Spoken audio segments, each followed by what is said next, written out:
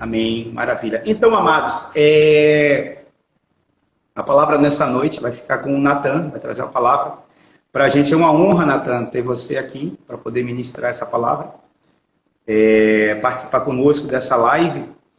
Eu já acompanho o Natan há um bom tempo já. Tenho 2 livros seus, Uma Vez Salvo, Salvo para Sempre, e sobre a outra sobre impureza sexual, impureza sexual. Sim.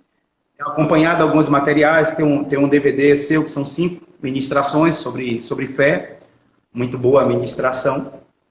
E acompanho alguns vídeos seu também no YouTube no seu site também. Para quem não conhece, amados, ele vai se apresentar um pouco. Se não me engano, é lá de Campina Grande, é isso? Eu moro em Campina Grande, Tiago, mas eu sou de Fortaleza, Ceará. Fortaleza, Ceará. Amém. Então, ele tem uma caminhada muito grande aí.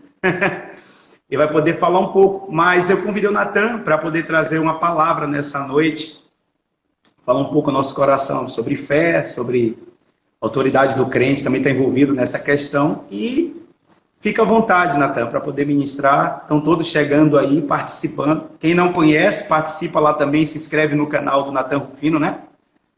Tem os livros também, se tiver alguns livros aí para poder mostrar, já podem também os amados pedirem.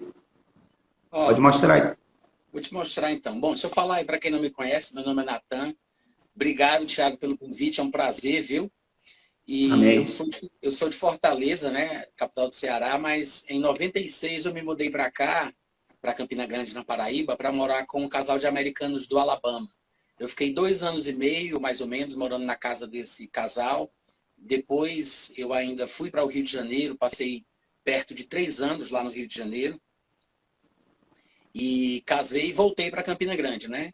E é daqui que a gente viaja pelo Brasil, por outros lugares, ministrando um pouco da palavra. Eu tenho 47 anos de idade, sou casado com Ana e a gente tem um filhinho de quase 2 anos. Está chegando perto dos 2 anos aí, que é o Theo.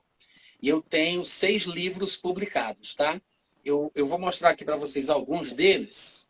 Esse aqui, só um minutinho. Esse aqui é o mais recente, a Bíblia, o Islamismo. A Bíblia, o Islamismo e o Anticristo. Já faz algum tempinho já. Isso aqui foi o meu trabalho de conclusão de curso do meu bacharelado em teologia. Eu aproveitei e transformei em livro, né? Foi o meu TCC. Eu não me lembro agora qual foi o ano. Minha esposa está aí no bate-papo também. Se ela lembrar, ela me ajuda. Eu acho que foi 2018, não sei. Aí, além desse aqui, tem esse que eu fiz uma releitura dele. Escrevi algumas coisas a mais, mudei um pouco o conteúdo, fiz uma capa nova. Antigamente esse livro foi publicado pela Adonep. Ele se chamava O Firme Fundamento da Fé. É aquela passagem que Jesus amaldiçoou a figueira, Tiago? Sim, sim. É uma legal. explicação detalhada, versículo por versículo desse assunto. Aí hoje eu chamo ele de a força divina da fé, né? Porque eu digo que a fé é uma força espiritual humana, divinamente concedida. Então, é uma força que sai do espírito humano, é um produto do espírito humano, mas é uma dádiva divina. Além desse, tem esse aqui que está chegando essa semana, aqui em casa, que acabou, eu mandei fazer mais. Creio em Deus e Vejo o Invisível. Foi o meu primeiro livro, eu escrevi ele em 2002. É o que mais vendeu até hoje, o pessoal gosta muito dele, porque ele fala sobre o otimismo bíblico necessário para conquistar as promessas de Deus para a nossa vida, né? Ele enfatiza a participação humana no processo da manifestação do milagre. É um livro bom, simples, linguajar muito tranquilo para quem não tem muito conhecimento de coisas teológicas, mas eu sempre digo que é diferente dos livros de autoajuda, porque é um livro que fala da ajuda que vem do alto. Amém. E esse aqui, crê no Senhor Jesus e será que salvo tu e tua casa? Esse livro... Mas a capa é diferente, né? Essa é a capa original dele, de muito tempo atrás. É um livretinho de grampo, né? 36 páginas. Mas eu mudei a capa, acrescentei material nele e estou relançando ele essa semana agora. Essa semana chega no meu site lá, se Deus quiser. E eu estou chamando ele de Parentes Debaixo da Promessa. Debaixo da promessa, entre aspas. Que é um dizer popular, né, Tiago? O pessoal fala, ele se desviou, mas está debaixo da promessa. Não tem problema não, ele está afastado dos caminhos, mas está debaixo da promessa. Então, nesse livro aqui eu falo bastante sobre isso. E todos esses livros, o pessoal está perguntando aí onde é que pode comprar, né? Mas todos eles são Isso. vendidos no meu site, tá? E eu mando para o Brasil e para fora do Brasil também. Já mandei livros para a Europa, para os Estados Unidos, para Angola, para vários lugares. E meu site é meu nome, é natanrufino.com.br. Aí lá tem vários, tem um menu com várias opções e tem um que é loja, uma loja só de livros. Então tem livros meus, livros de outros autores que eu traduzi, né, tipo Tony Cook, Kenneth Hagin, e livros que eu não traduzi, não tive participação no trabalho de publicação, mas são livros que são bons, que eu acho que o pessoal que lê vai gostar muito. Tiagão, pode falar mais um pouquinho aí, que logo depois a gente mergulha. Ok. Tem um trabalho muito interessante que o Natan, esses tempos, tá ministrando muito a respeito de escatologia. E eu tenho acompanhado. Então, quem quiser conhecer dentro do seu site também tem lá, né? Todo um trabalho de escatologia sobre o anticristo, sobre o islamismo, sobre arrebatamento. Muito bom. E também eu acompanho muito a questão sobre predestinação, que é daquela questão do... Como é? Do calvinismo, né? Do calvinismo. A minha conversão foi com base nisso aí, né? Foi por causa de sentimentos ruins que surgiram no meu coração por causa da filosofia calvinista. Claro que na época eu não sabia o que era calvinismo e nem chamava aquele pensamento, aquelas ideias, aquelas filosofias de calvinismo, porque eu só vim entender esses termos mais do mundo cristão depois que eu me converti e comecei a estudar um pouco mais, né? Porque a ideia é a mesma, mas ela vem, a que me prejudicou na época da minha caminhada, ela veio do hinduísmo, do Raul Seixismo, é uma ideia de totalitarismo, né? de uma espécie de ditadura divina, como se Deus fosse uma espécie de déspota que tivesse controle sobre os seus súditos e ele arbitrariamente, de forma unilateral, decidia tudo o que queria a respeito de qualquer ser humano. Então, no calvinismo, eles dizem que Deus cria pessoas para lançá-las no inferno e Deus cria pessoas para escolhê-las para o céu. E isso foi uma coisa que me prejudicou na minha caminhada, me converti por causa disso e tive que estudar bastante o Novo Testamento para que eu pudesse entender o que realmente a Bíblia fala sobre isso, porque na minha igreja o pessoal me incentivava a acreditar que Deus era mesmo assim, usando textos como o capítulo 9 de Romanos, e eu tive que estudar por conta própria, né? Um novinho convertido, ex-esquizofrênico paranoide, que havia acabado de sair do manicômio, e eu tive que depender totalmente de Deus, da oração em línguas, do Espírito Santo, para que eu pudesse entender o que eram aqueles textos que Paulo falava em Romanos 9. Hoje, eu já tenho uma base boa, tenho alguns livros não, que eu ainda não publiquei, mas eu tenho alguns áudios, alguns textos, alguns vídeos. Então, eu tenho vídeos de 5, 6, 7 horas, tenho Romanos 9, versículo por versículo, no meu podcast, vídeos no meu podcast, no meu aplicativo dentro do Telegram e também no meu canal do YouTube, no meu site, está em todo lugar aí na internet, né? Maravilha, maravilha. Então, Natan, pode ficar à vontade para poder ministrar sobre o povo, sobre aquilo que Deus colocou em seu coração. Estou aqui para receber também. Tiago, você conversou comigo sobre a questão da fé, né? Eu vi que você conhece bem as coisas que eu já ministro há muitos anos e você poderia até pregar numa conferência que eu não pudesse ir no meu lugar, você falaria exatamente as mesmas coisas. Quiser deixar, não se preocupe. Qualquer coisa, eu vou. Percebi. E aí, sigo direitinho lá. Tudo aquilo que você administrou. A gente pode falar sobre a figueira, sobre a passagem de Jesus no barco. Dá para poder a gente ir. Na verdade, hoje... Então, eu fiquei pensando, rapaz, eu acho que eu vou procurar uma coisa que não tem muito material meu na internet, que talvez seja até bom para o Tiago, abençoe o Tiago também, trago coisas novas, mas que estão associadas ao caminho da fé, né? Por isso que eu pensei em falar sobre essa questão da autoridade do crente. E eu acho interessante porque é um assunto que é popular na igreja, não com esse nome, mas se fala muito em igrejas talvez mais de linha pentecostal sobre a guerra espiritual, batalha espiritual, né?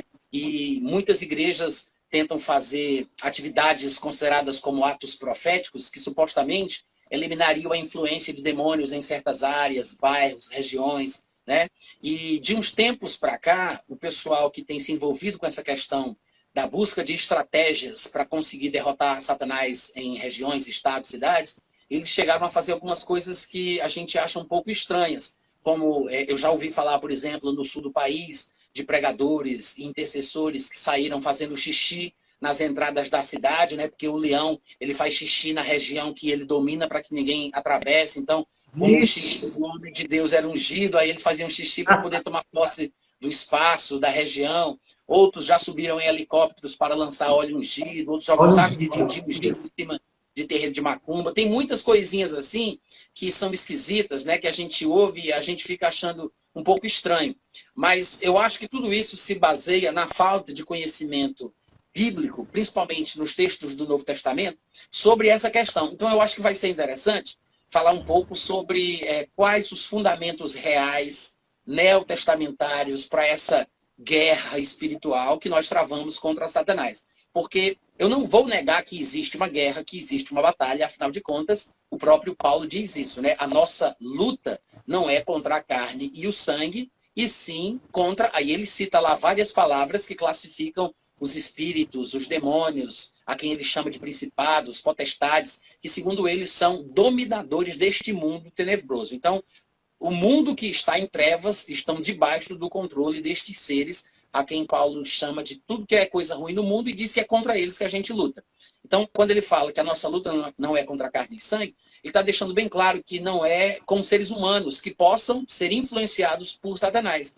Então, às vezes, eu acho que a igreja está perdendo um foco, principalmente nessas épocas de polarização que a gente vive, de colocar a sua luta contra partidos políticos, contra representantes políticos, contra A, contra B, contra o povo da esquerda, contra o povo da direita. E eu acho que isso é perder um pouco de foco.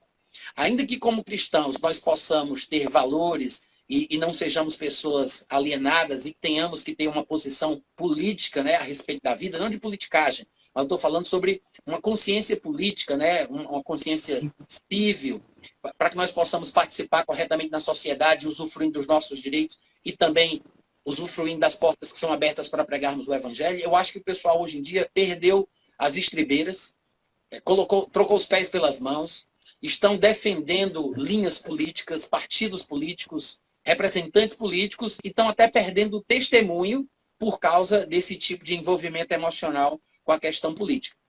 Eu não sou contra a política, acho que a política tem o seu lugar, faz parte das coisas da vida, só que a nossa verdadeira luta, ela não é uma luta com o objetivo de causar uma revolução social, nós não estamos tentando implantar uma revolução política, uma revolução, sei lá, democrática, o nosso objetivo não é esse. Então, a nossa verdadeira meta na vida como cristãos é testemunhar sobre o amor de Deus e a verdade da vida eterna, quer pela vida, quer pela morte. Então, eu vou pregar sobre essa verdade vivendo e falando ou sendo preso e morrendo.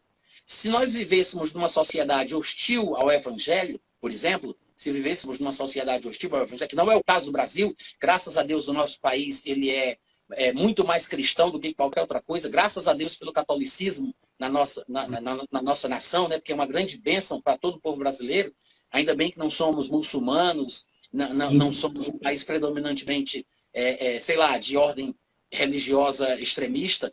Então, a despeito dos defeitos que os evangélicos vejam nos católicos, os evangélicos também têm os seus defeitos particulares. Mas ainda bem que o nosso país ele é cristão de uma forma ou de outra, porque podemos pregar o evangelho e viver a vida cristã. Agora, qual é a verdadeira luta do crente? A verdadeira luta do crente é se posicionar contra as investidas de Satanás, às vezes através de seres humanos, mas devemos lembrar do que Paulo disse, a luta não é contra seres humanos, não é contra a carne e o sangue, e sim contra estes seres que tentam nos dominar. Que não é o partido X, o partido Y, o partido A, o partido B. Quem tenta realmente dominar o homem é Satanás. E as ideias de Satanás, elas estão inseridas na sociedade humana de uma forma geral. Não somente nos movimentos de esquerda, mas também dentro de pensamentos de direita. Existem homens do mal em todos os segmentos. Em todo segmento. A natureza humana, ela está inclinada ao mal, né? E se nós não tivermos consciência disso, nós vamos dar lugar não aos partidos de esquerda, mas vamos dar lugar ao diabo. O nosso problema não é o pensamento de esquerda, não é o pensamento de direita. O nosso problema é Satanás, porque ele pode realmente alcançar vantagens sobre nós. Então, o que é que acontece? Infelizmente, as pessoas pensam que principados e potestades são governantes humanos, né? São seres humanos, como presidentes, primeiros ministros, reinos, mas isso é uma tolice. Existe uma dualidade da existência e há reinos e governantes paralelos. Às vezes, homens naturais são diretamente influenciados por entidades sobrenaturais. Né? Homens de impérios, reinos e governos podem ser influenciados por entidades, principados e potestades espirituais. Mas a nossa luta não é contra o ser humano que pode estar debaixo da influência de Satanás. A nossa luta é contra o próprio Satanás e as próprias entidades em si. Então, para que a gente entenda qual é a nossa posição, qual é o nosso papel, o que nós devemos fazer nessa situação, a gente tem que recorrer aos princípios da Bíblia. Então, a Bíblia é a nossa fonte de informação segura e nos mostra qual o nosso comportamento em toda e qualquer situação, né? Sim. Infelizmente, claro, as pessoas vão se basear muito mais nas suas filosofias, nos seus sentimentos, no que dizem os seus pregadores prediletos e vão desprezar completamente os textos claros da palavra de Deus. Mas o meu objetivo aqui é tentar ajudar aqueles que têm paciência para ouvir e não aqueles que aproveitam as oportunidades para sempre tentar falar, né? Então, tem 3 textos iniciais que são bem importantes. Marcos, capítulo 1, Marcos capítulo 3 e Marcos capítulo 16. Eu fiz questão de separar 3 textos do próprio Evangelho de Marcos, porque me parece que ele vai desenvolvendo a ideia aqui nesse Evangelho. A mesma ideia a respeito do assunto, que é da fé e da autoridade cristãs, né? Então, no capítulo 1 de Marcos, a partir do versículo 21, a Bíblia diz assim: depois entraram em Cafarnaum e logo no sábado foi ele ensinar na sinagoga. Esse é um dos primeiros registros. Da pregação de Jesus Cristo, né? Então ele diz: depois entraram em Cafarnaum e logo no sábado foi ele ensinar na sinagoga. Maravilhavam-se da sua doutrina porque os ensinava como quem tem autoridade e não como os escribas. Não tardou que aparecesse na sinagoga um homem possesso de espírito imundo, o qual bradou: que temos nós contigo, Jesus Nazareno? Vieste para perder-nos? Bem sei quem és, o Santo de Deus. Mas Jesus o repreendeu, dizendo: cala-te e sai desse homem. Então o espírito imundo, agitando-o violentamente e bradando em alta voz, saiu dele. Todos se admiraram a ponto de perguntarem entre si: o que é isso? Então essa pergunta demonstra a falta de conhecimento deles sobre o que estava acontecendo ali. Uma coisa que hoje para nós como cristãos é muito comum, a expulsão de demônios, né? Porque nós já descobrimos que todos os crentes expelirão demônios, e é bem provável que os crentes que estão aqui presentes nessa live já tiveram experiências como essa, de orar por alguém, a pessoa ficou endemoniada e o crente teve que usar o nome de Jesus para expulsar aquele demônio. Então, sim, naquele momento ali que Jesus Cristo faz exatamente o que nós fazemos hoje, era uma coisa nova. É por isso que eles disseram: o que é isso? É como se eles nunca tivessem visto alguém com autoridade simplesmente falar, ordenar que o demônio saísse. O que Jesus fez foi simplesmente: cala-te e sai dele. Jesus mandou ele calar a boca e mandou ele sair. O que é importante também para a gente entender que a verdadeira forma, ou a forma bíblica mais correta de se expulsar um demônio, não é colocar um microfone na boca dele, não é fazer ele sentar na frente da igreja, não é fazer entrevista, não é perguntar o nome dele, o sobrenome, de onde é que ele vem, para onde é que ele vai, quem foi que contratou, como é o nome do pai, o nome da mãe. Não tem nada a ver, você não tem que perder tempo com o demônio. O problema é que tem gente crente hoje em dia que quer receber revelação pela boca dos demônios, querem descobrir as coisas pelo que os demônios supostamente estão sendo forçados a revelar. Mas nós temos que lembrar que Satanás, ele não só é mentiroso, ele é o pai da mentira. Então é tolice ficar dando ouvidos ao que Satanás diz, porque uma coisa que Satanás faz muito bem é citar a palavra de Deus. Satanás não é idiota, como nós gostaríamos que ele fosse. Há textos que provam isso no Novo Testamento. Satanás não é um completo imbecil, ele não é ignorante de todo, e ele tem condição suficiente para citar a Bíblia de uma forma que pode convencer uma pessoa desavisada. Quando ele tentou Jesus, as tentações que ele ofereceu eram exatamente com textos da Bíblia, citando passagens. Então, esse negócio de pensar que Satanás não tem capacidade de falar de forma articulada, citar versículos da Bíblia, que ele não seja convincente, isso é uma tolice. Agora, o que é que você faz como cristão quando você vai lidar com o diabo? Seja numa manifestação através de uma pessoa endemoniada, ou seja com pensamentos diabólicos na sua cabeça. A forma de lidar com ele é sempre a mesma, não dando ouvidos ao que ele diz, seja na cabeça, seja na boca de uma pessoa endemoniada, mandando ele calar a boca e ordenando que ele saia. Cala a boca e sai dele. É assim que se faz. Não dar ouvidos, ordena ao bicho para se calar e manda ele sair. Então não é um pedido. Eu não vou orar a Deus: Pai, em nome de Jesus, olha aqui o bicho me atormentando, faz ele calar a boca, papai do céu. Eu não estou falando com Deus nessa hora. Eu estou falando com Satanás. Infelizmente, Tiago, essa é uma coisa que muito crente não entende. Que quando nós vamos exercer a nossa fé contra circunstâncias adversas, até mesmo ações diabólicas, nós não pedimos. Ou seja, isso não é oração. Tem gente que não entende que o crente pode solucionar problemas sem orar. Porque a fé cristã, ela funciona tanto na oração, como ela funciona na declaração. Eu posso determinar, eu posso declarar coisas, decidir coisas sem pedir que aquelas coisas aconteçam. Então, quando eu estou falando com o demônio, eu não estou pedindo a ele. Eu não estou pedindo a Deus. Eu não estou falando com Deus, por isso eu não vou pedir a Deus. E eu não estou pedindo a Satanás porque eu estou falando com ele. Então, com Deus, eu peço, mas eu não estou pedindo a Deus para expulsar o demônio. Para Satanás, eu dou ordem. Então, eu não peço, eu mando. Então, há uma diferença entre a oração, porque a oração, a essência, o rascunho de oração que Jesus nos deixou é muito claro. Ele disse, vós orareis assim, Pai nosso que estás no céu, santificado seja o teu nome. O que significa isso? Então, orar é basicamente se dirigir a Deus chamando-o de Pai. E ainda tem gente que pensa que a gente tem que chamar ele pelo nome hebraico que seja supostamente mais sagrado, né? O importante é chamar de Pai. Esse é realmente o nome correto. É interessante porque o texto de Marcos 11, 23, ele não é sobre oração. Pronto, agora ficou melhor.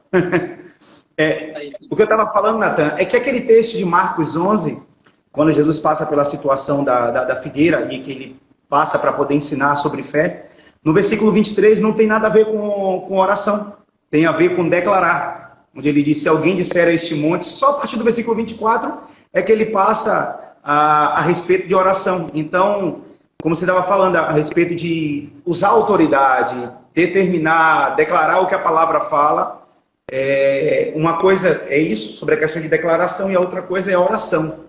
O orar a Deus e o exercer a autoridade que tem. Sem dúvida, exatamente.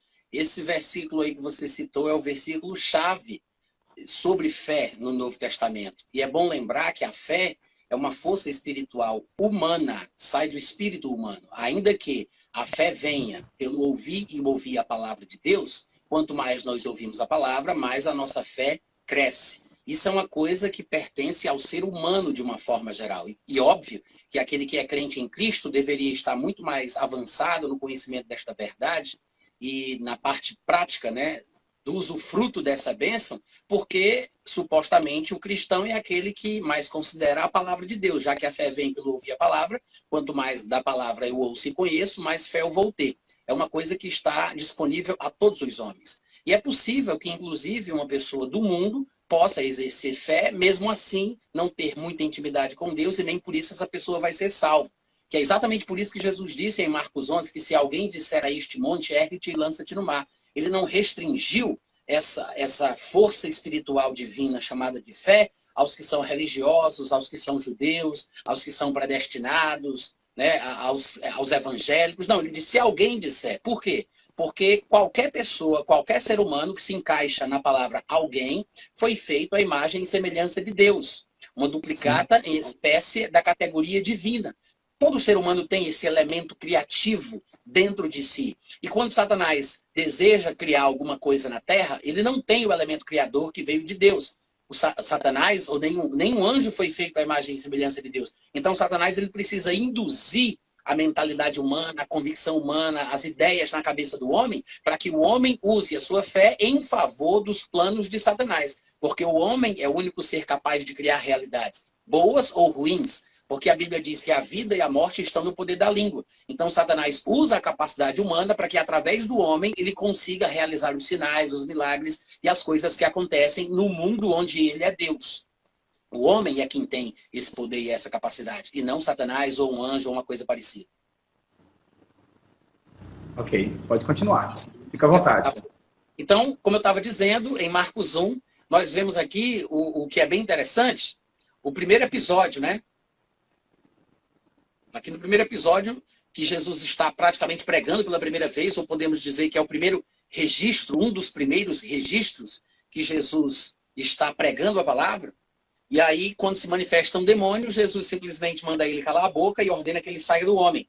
Então, o povo, admirado, a ponto de se perguntarem, o povo se admirou, a ponto de perguntarem entre si, o que vem a ser isto? Uma nova doutrina. Em algumas versões, eles fazem pergunta, e em outras versões, eles fazem uma afirmativa. Aqui na minha versão está com um ponto de exclamação. Eles afirmaram, é uma nova Sim. doutrina? Mesmo que fosse uma pergunta, o que eles querem dizer com isso é o seguinte: a gente nunca viu nada igual. O que é isso? É uma nova doutrina? Ou seja, qual é a nova doutrina? A nova doutrina de que um homem em comunhão com Deus tem capacidade de ordenar com a sua palavra que os demônios façam o que ele quer. Isso é uma coisa inusitada, é uma coisa nova, nunca se viu isso. Nós não temos no Antigo Testamento qualquer tipo de homem de Deus expulsando demônios pelo poder da sua palavra. Nós vemos poucos vislumbres do Antigo Testamento. Parece que o povo não estava preparado para aprender sobre isso ainda. Tanto é que pouco se ouve falar sobre Satanás. Temos pequenos casos esporádicos, como Davi, que tocou uma música para o demônio sair, mas não é uma coisa assim muito sólida, consistente, objetiva. Quando Jesus chega ordenando com a sua palavra que os demônios lhe obedeçam, eles reconhecem que é uma coisa nova. E é isso que eu quero chamar a atenção, Tiago, que a expulsão de demônios, a autoridade sobre demônios, que está dentro do conceito de guerra contra os demônios, a guerra espiritual, sobre a qual, se Deus quiser e der tempo, a gente vai falar aqui ainda, né? Essa coisa é algo exclusivo do Novo Testamento. É algo exclusivo do Novo Testamento. Então, a autoridade sobre os demônios, não necessariamente a guerra desesperada contra eles, mas a autoridade sobre os demônios é uma doutrina nova da nova aliança. Então, esta nova doutrina se baseava no fato de que o homem em comunhão com Deus ordenava, expulsava e os demônios obedeciam. Então correu célere a fama de Jesus em todas as direções, por toda a circunvizinhança da Galileia. Mas essa é a primeira passagem, como eu disse, onde aparece esse fato, essa história, né, esse registro. Logo depois, em Marcos capítulo 3, nós vemos uma coisa interessante associada ao tema que eu quero desenvolver aqui. Porque do versículo 13 ao versículo 15 diz que Jesus subiu ao monte e chamou os que ele mesmo quis, e vieram para junto dele.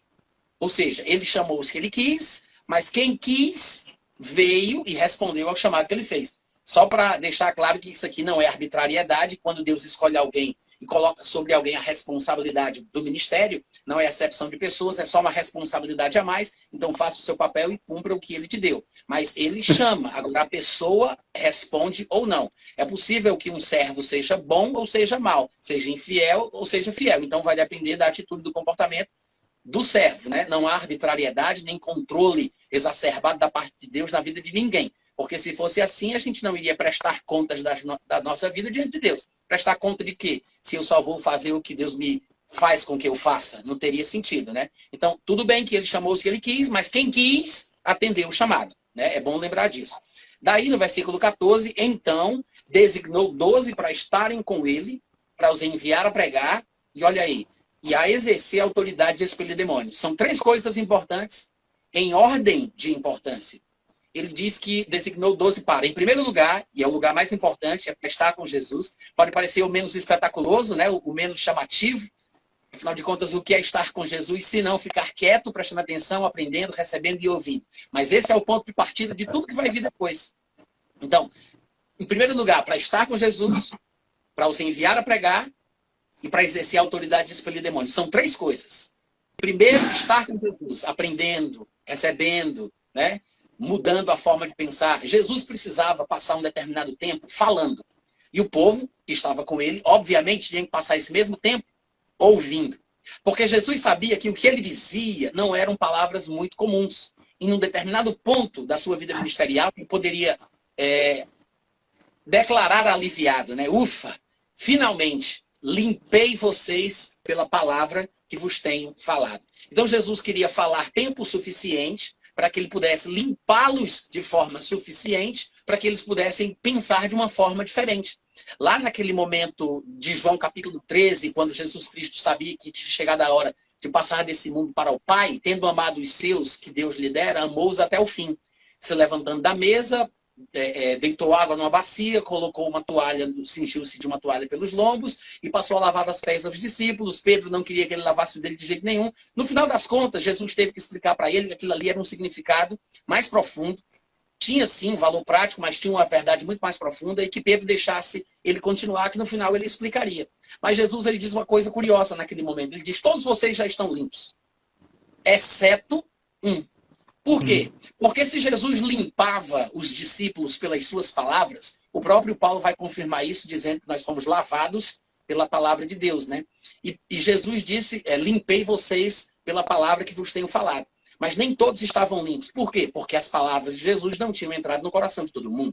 Porque não é o simples fato de Jesus falar que esta limpeza acontece. Porque a fé vem pelo ouvir a palavra, mas nem todo mundo que ouviu Jesus falando teve fé. Muitas pessoas que ouviram Jesus falar, pelo contrário, acabaram deixando de andar com ele, falaram mal dele, tentaram matá-lo. Então vai depender da atitude do coração de cada um. Isso é uma coisa que somente a atitude da pessoa vai determinar. O próprio Jesus vai explicar em João capítulo 6, em uma riqueza de detalhes impressionante, que somente as pessoas que ouvem aquilo que Deus fala em seus corações sobre o que Jesus fala é que vão até Jesus e vão se abrir a ele. Os calvinistas entendem tudo errado nessa passagem. Mas o que Jesus está dizendo é o seguinte: o que acontece agora na nova aliança é que se cumpre o que foi dito pelos profetas e serão todos ensinados por Deus. De maneira que todo aquele que da parte de Deus tem ouvido e aprendido, esse é o que vem a mim. Eles prestam atenção na parte que Jesus fala que todo aquele que o Pai dá, todo aquele que o Pai me dá não lançarei fora, mas não observam que no versículo seguinte Jesus diz, eles vêm a mim, né? Porque eles não percebem que Jesus está falando simplesmente o seguinte, que não adiantava muito ouvirem Jesus falar. É por isso que eu sempre falo, Tiago, que não é importante o que eu digo. O importante é o que Deus te diz sobre o que eu digo. Então, o que eu ouço no meu coração, o que Deus fala dentro de mim sobre a pregação que eu ouço, sobre os livros que eu leio, sobre o texto que eu estou lendo, porque ler a Bíblia todo mundo lê. Muitos intelectuais, Jô Soares conhecia relativamente a Bíblia em seus programas de televisão, ele costumava citar textos da Bíblia, mas não é esse tipo de conhecimento que a gente está falando. Estamos falando sobre um conhecimento espiritual que não é consequência direta de uma leitura concentrada, mas é quando Deus fala no coração da pessoa sobre o que ela está lendo, ou quando Deus fala no coração da pessoa sobre o que ela está ouvindo o pregador falar. Em outras palavras, quando Deus falava no coração do povo contemporâneo de Jesus, sobre o que Jesus estava falando, essas pessoas eram realmente abençoadas. Era sobre esses que Jesus estava falando. É por isso que ele fala para Simão, bem-aventurado és, Simão, filho de Barjonas, porque não foi a carne e o sangue que te revelou. Ou seja, Pedro não aprendeu de forma humana e natural. Por mais que ele tivesse ouvido de Jesus aquilo ali, Jesus queria deixar bem claro que a bênção que vinha sobre ele é porque ele tinha ouvido a voz de Deus no seu coração. Porque foi meu Pai que está nos céus que te revelou. Então, quando a pessoa ouvia o ensinamento de Deus através das palavras de Jesus, essa pessoa era abençoada. Então, quando a gente fala aqui sobre passar um tempo ouvindo Jesus falar para ser abençoado, estamos falando sobre ouvir com a atitude correta. É por isso que Jesus falava lá em Lucas, capítulo 8, versículo 18. Vede, pois, como ouvis. Ou seja, depende da forma, da atitude. Não é somente o que você ouve, mas como você ouve. Vê depois como ouvis, porque aquele que tem se lhe dará, e aquele que pensa que tem, aquele que não tem, até o que pensa que tem, lhe será tirado. Em outras palavras, a minha atitude determina o quanto eu vou receber de Deus. A atitude da pessoa, o coração da pessoa. Então não é simplesmente ouvir que faz a pessoa ser limpa, não é simplesmente ouvir que faz a fé crescer. Judas estava lá, Judas ouviu, como muitos outros perseguidores e opositores de Jesus, escribas, fariseus, religiosos. Então, não é simplesmente ouvir, né? Porque tem gente que diz assim, mas Natan, eu não estou entendendo a sua palavra, eu estou na igreja há 15, 20 anos, tenho ouvido a pregação o tempo inteiro, mas a minha vida não continua a mesma, não mudou nunca. Porque não é só ouvir. Se não tiver a atitude correta, você pode ouvir 20 vezes, você vai tirar 0 de proveito. Ah, mas são 30 anos na igreja. 30 vezes nada continua sendo nada. 50 vezes nada continua sendo nada. Então, não é o tempo, não é a multiplicação, é a atitude, né? É como você está ouvindo. Qual a atitude que você tem para com a palavra. É por isso que quando Jesus estava pregando aos judeus, em João capítulo 8, Jesus Cristo fez questão de dizer no versículo 32. E Jesus disse isso aos judeus que haviam crido nele. Ele disse, se vocês permanecerem na minha palavra, conhecereis a verdade e a verdade vos libertará. Foi só Jesus dizer isso. Vos libertará, que já começaram a murmurar. Nós somos filhos de Abraão, nunca fomos escravos de ninguém. Como é que tu vem falar uma besteira dessa, dizer que a gente vai ser livre, seu safado, seu cachorro. Você é um falso profeta mesmo, com bem avisar a gente, seu blasfemador, seu herege.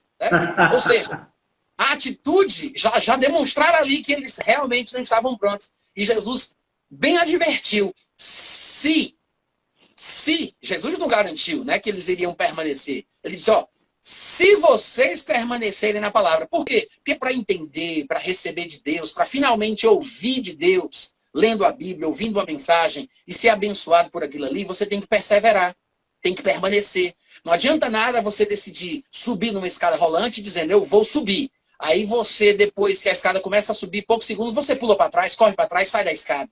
Você tem que permanecer firme na decisão que você tomou até que você alcance o destino previamente estabelecido. Então, permanecer na palavra até chegar à luz, é isso que Jesus disse. Se vocês permanecerem, conhecereis a verdade. Então, quando a verdade é conhecida, aí sim, surte o efeito.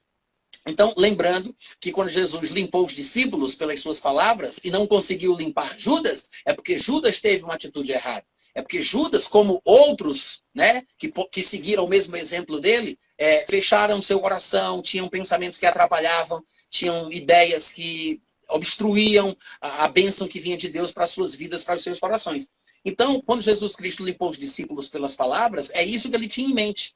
Quando ele aqui, em Marcos capítulo 3, diz que designou 12 para estarem com ele, é porque ele tinha o objetivo de passar tempo falando, ensinando, ministrando, até que eles estivessem prontos para passar para o segundo passo, para a segunda fase, para os enviar para pregar a palavra, com um ponto de vista igual ao ponto de vista de Cristo, para fazerem abordagens a partir de uma perspectiva espiritual, sobrenatural, né, para que eles não ficassem querendo, sei lá, de repente causar uma revolução social, política, pensando que Jesus Cristo é uma espécie de fundador de um novo partido, né? Mas Jesus não estava ali para fazer esse tipo de coisa. Jesus, ele tinha uma obra, uma missão muito mais elevada, e ele queria que os seus seguidores e os seus discípulos andassem nas mesmas pegadas que ele, tivessem o mesmo espírito, a mesma visão, o mesmo objetivo, o mesmo alvo. Então, em primeiro lugar, antes de qualquer coisa, fica com Jesus. Jesus designou 12 para estarem com ele, ouvindo, recebendo, aprendendo, e depois para serem enviados a pregar, e por fim, para exercerem a autoridade de expelir demônios. Mas é interessante isso aparecer aqui, porque se a gente junta o capítulo 1 que a gente viu lá de Marcos com esse capítulo, a gente observa que Jesus parece ter a decisão firme de reproduzir, de replicar o que ele vivia para ele. Parece que Jesus, ele não tinha em mente que aquilo fosse uma coisa só dele, que ele apenas usufruísse ou exercesse tal autoridade. Porque em Marcos 1, todo mundo disse, não, isso é uma coisa nova. Nunca ninguém viu alguém exercer autoridade para expelir demônios. Aí chega Jesus no capítulo 3 e diz, não, eu quero replicar, eu quero reproduzir, eu quero multiplicar, eu quero passar para vocês. Eu quero que vocês também façam a mesma coisa que eu faço. Qual é o segredo para ter a mesma autoridade? Qual é o mistério de se poder falar e um demônio ouvir o que você diz? Estar com Jesus. Né? Estar com Jesus. É a primeira coisa. Tanto é que a gente sabe na Bíblia, Tiago, de pessoas que tentaram expulsar demônios em nome de Jesus, a quem Paulo prega. Né? Até mesmo na época de Jesus, alguns tentaram expulsar e os discípulos acharam que estava errado. Porque eles não estavam com Jesus, eles viram alguém expulsando demônios no nome de Jesus, aí repreenderam eles e disseram, não, vocês não fazem parte do grupo que Jesus separou para poder fazer isso não, viu? Vocês estão desautorizados. Aí Jesus disse, gente, não é bem assim, olha o extremismo. Porque, na verdade, não há ninguém que tente expulsar um demônio no meu nome que não seja a favor das coisas que eu ensino. Eles não têm o privilégio de estar perto de mim como vocês estão, mas não os impeçam, porque se eles estão a favor do que eu ensino, usando o meu nome, eles não são contra nós, eles são por nós. Ainda que eles não tivessem, talvez, o conhecimento mais preciso do que Jesus ensinava, Jesus deixou claro que eles não deveriam ser repreendidos. Mas é interessante que na cabeça dos discípulos tenha ficado claro o que Jesus quis dizer quando ele separou 12 para estarem com ele para expulsar demônios. Porque eles acharam que Jesus estava sendo claro de que só podia expulsar demônio quem tivesse estado com Jesus. Não é? Isso é interessante. Agora, passa um pouco mais, a gente sabe que mais para frente Jesus vai depois enviar mais 70 para expulsarem demônios, para exercerem a autoridade. Mas eu vou dar um pulo nisso aí e vou chegar já no final do livro de Marcos, que é o capítulo 16, quando ele faz a declaração universal, que nos interessa muito, que é quando ele diz o seguinte, estes sinais hão de acompanhar aqueles que creem em meu nome, expelirão demônios, falarão novas línguas e etc, etc, etc. Mas é interessante que no começo da lista esteja expulsarão demônios. E é todo aquele que crê. Quem é que pode expulsar demônio? É quem tem um dom, é quem foi chamado, é um ministério específico? Não, basta ser crente. Basta ser crente. Todo aquele que crê expelirá demônios. Claro que a gente tem que lembrar que a fé, ela vem pelo ouvir e ouvir a palavra de Deus. Há pessoas que ainda não se decidiram completamente por Cristo, que têm ouvido pregações na televisão, assistido pregações no YouTube, que conhecem um pouquinho das coisas da Bíblia porque tem alguma familiaridade com os crentes, porque tem um parente que é evangélico. Então essas pessoas têm algum nível de fé. Talvez ainda não tenham nascido de novo, mas elas têm um pouco de entendimento. Mas para que nós tenhamos certeza e convicção absoluta, claro, nós precisamos estar mergulhados nesta palavra para que nós possamos transbordar da convicção do que Deus quer. Então, o fato é, estes sinais seguirão aqueles que crerem, expulsarão demônios. Então, a gente aprende o seguinte, Marcos 1, Marcos 3, Marcos 16. É uma evolução da doutrina, né? Vamos dizer assim. Já que é uma doutrina nova, né? Todo mundo reconheceu isso. O que é isso, meu Deus? É uma doutrina nova? É uma doutrina nova. É uma coisa do Novo Testamento, da Nova Aliança. Isso é coisa para crente da Nova Aliança. Aí Jesus Cristo mostra como se faz, Jesus ensina como fazer, e Jesus vai embora e diz, agora façam vocês. Amém. Então, é interessante, porque é uma evolução da doutrina, né? Jesus vai mostrando claramente no Novo Testamento que o crente, ele realmente tem autoridade sobre os demônios. Mas eu sempre gosto de mostrar o seguinte, há uma diferença entre ter autoridade sobre os demônios e você ficar brigando com eles, trocando tapa de igual para igual. O que muita gente não percebeu é isso. Por falta de instrução na palavra e o conhecimento de algumas questões básicas, como estas, por exemplo, que nós falamos aqui em poucos minutos, por causa da falta de conhecimento disso, as pessoas estão desesperadas em campanhas, buscando estratégias divinas para saberem como derrotar o diabo em sua vida em determinada área. Essas estratégias que as pessoas buscam na verdade, quase uma distração. Porque, pelo que a Bíblia ensina, parece que quem tem que estar preocupado buscando estratégia para tentar vencer o oponente é Satanás e não nós. É ele quem tem ciladas, estratégias, armadilhas. É ele que anda ao redor procurando alguém a quem ele possa tragar. É ele que tem que se preocupar com isso, não somos nós. O que é que nós fazemos? No embate que há entre nós e Satanás, pelo que parece, a nossa parte é resistir firme na fé. Quando ele vem contra mim, eu resisto firme na fé. Agora, a minha fé me dá autoridade para expulsá-lo da minha vida. Isso não significa que eu vou conseguir revolucionar o Brasil e transformá-lo. Não significa que eu vou virar a minha cidade de cabeça para cima. Não significa que eu vou conseguir ter esse impacto da noite para o dia só porque eu creio. A forma bíblica de se revolucionar um bairro, uma cidade, uma nação é através da pregação da palavra de Deus. É por isso que está escrito que aprove a Deus salvar o mundo pela loucura da pregação. Não é pela loucura da oração, não é pela loucura da intercessão, é pela loucura da pregação. A oração tem o seu lugar? Tem. O próprio Senhor Jesus disse isso muito claramente. Ele falou, se não me engano, lá em Mateus 9,48, pode ser que eu esteja citando o versículo errado, mas ele disse, rogai ao Senhor da seara para que envie trabalhadores, porque grande é a seara e poucos são os trabalhadores. Então Jesus queria que as pessoas orassem para que Deus enviasse pregadores para pregar o evangelho, porque a fé vem por ouvir a pregação da palavra de Cristo. E nós devemos orar pelas pessoas que estão investidas de autoridade para que tenhamos uma vida mansa e tranquila. Porque como é que eu posso pregar o evangelho no Brasil se o Brasil estiver em meio a uma guerra civil? Uma espécie de rebelião, revolta, insurreição. Não dá para viver uma vida mansa e tranquila, então não dá para pregar o evangelho facilmente em uma situação como essa, porque a vontade de Deus é que nós preguemos para que todos sejam salvos. Deus deseja que todos os homens sejam salvos e cheguem ao pleno conhecimento da verdade. É por isso que devemos orar pelas autoridades, para que tenhamos uma vida tranquila, para que possamos pregar, para que todos sejam salvos, né? Porque, afinal de contas, quem invocar o nome do Senhor será salvo. Mas como invocarão aquele de quem nada ouviram? Ou como invocarão aquele em quem não creram? Como crerão naquele de quem nada ouviram? Como ouvirão se não há quem pregue? Como pregarão se não houver uma vida mansa e tranquila, se não forem enviados, se não houver pregadores preparados para isso, né? De forma que a fé vem, mas ela vem pelo ouvir e ouvir a pregação da palavra de Cristo. Então é o seguinte, sim, essa é a vontade de Deus.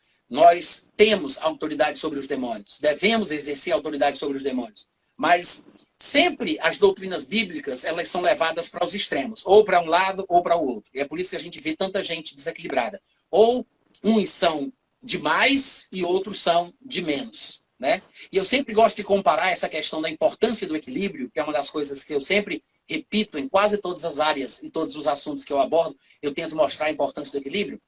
Por exemplo, a questão da temperatura. Se você pegar uma água, ela pode ser quente, ela pode ser gelada. Mas existe uma temperatura amena, a do meio, né? A temperatura normal, natural. Então, eu uso isso como exemplos de equilíbrio e desequilíbrio. O desequilíbrio, ele não está numa extremidade só. É para os dois pontos. Há dois extremos. Dizem que é uma experiência científica, que se você pegar 3 baldes com água quente, água gelada e água natural e colocar as mãos nas extremidades, uma mão na água quente, uma mão na água gelada, depois de um tempo, quando você tirar as mãos e colocar na água natural, a água natural que tem uma temperatura só vai ser sentida pelas duas mãos de forma diferente. A mão que estava na água quente vai sentir frio, a mão que estava na água gelada vai sentir uma temperatura quente.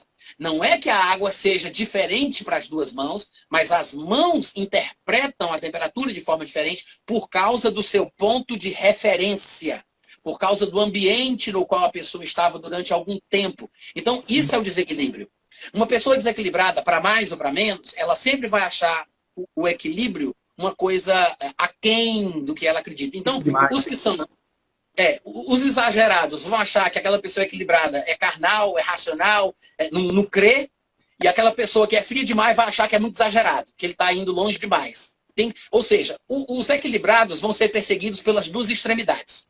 A verdade é essa. Os dois extremos vão atacar todo aquele que é equilibrado. O pessoal da direita, o pessoal da esquerda, os fariseus e os saduceus vão atacar aquela pessoa ali, né, o tempo inteiro.